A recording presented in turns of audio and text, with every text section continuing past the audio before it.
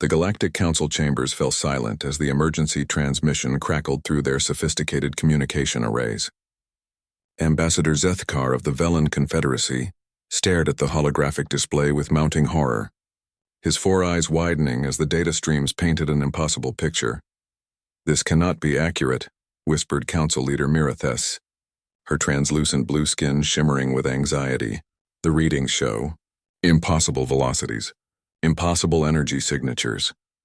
The transmission had originated from the outer rim, from a species the Council had dismissed as primitive barely 3 cycles ago. The humans of the third planet in the Sol system had been classified as a developing civilization. Interesting, perhaps, but hardly worth the Council's immediate attention. Their technology seemed crude, their social structures chaotic, and their homeworld. By the Maker's breath, their homeworld was a death trap. "Sir," Communications Officer Thrindel's voice trembled as she manipulated the holographic controls. "The signal isn't just a distress call. It's a declaration." The message played again, the strange bipedal creature's face appearing in the center of the chamber. Its features were asymmetrical, scarred with small predatory eyes that seemed to burn with an inner fire. When it spoke, its voice carried an edge that made every Council member's survival instincts scream warnings.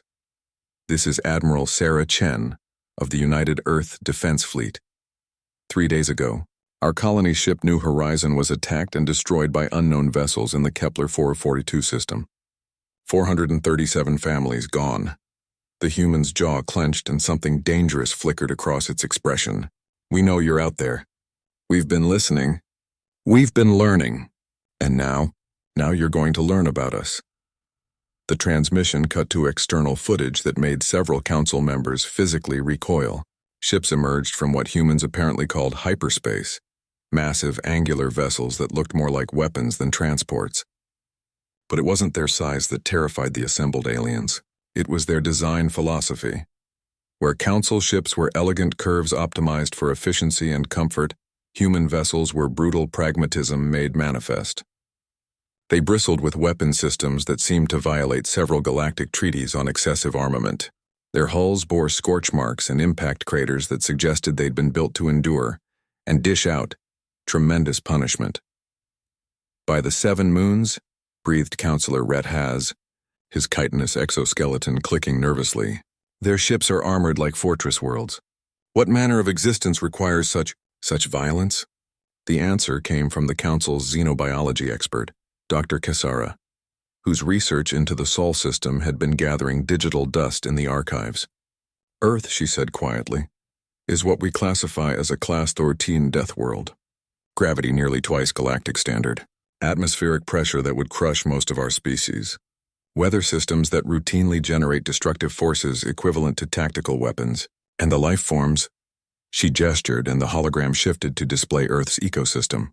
The Council watched in stunned silence as predators chased prey across vast grasslands, as creatures survived in environments that would instantly kill most galactic species, as the humans themselves engaged in something called extreme sports for recreation. "They evolved in constant competition," Dr. Cassara continued. "Not just with their environment, but with each other. Every day on their world is a survival test. Their bodies are dense with muscle fiber and calcium deposits. Their blood carries oxygen at concentrations that would be toxic to us. Their pain tolerance," she paused.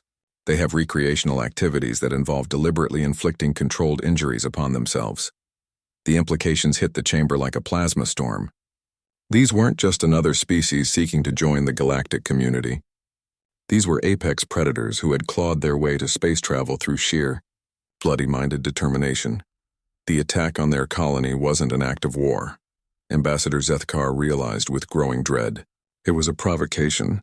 "They're not coming to negotiate." As if summoned by his words, new signals flooded the communication arrays. Dozens of them. Then hundreds.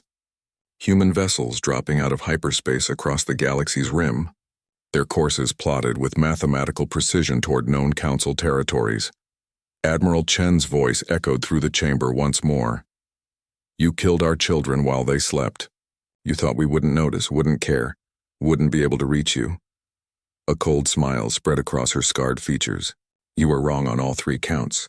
Every ship, every world, every station that harbors our children's killers will answer for their crimes. We are humanity. We are coming. And we are very, very angry. The transmission ended, leaving the council in stunned silence. Outside the great windows of the station, stars began to disappear one by one as massive shapes blotted out the light. The Deathworlders had arrived, and the galaxy would never be the same. In the end, the most terrifying revelation wasn't their weapons or their ships or their unbreakable will.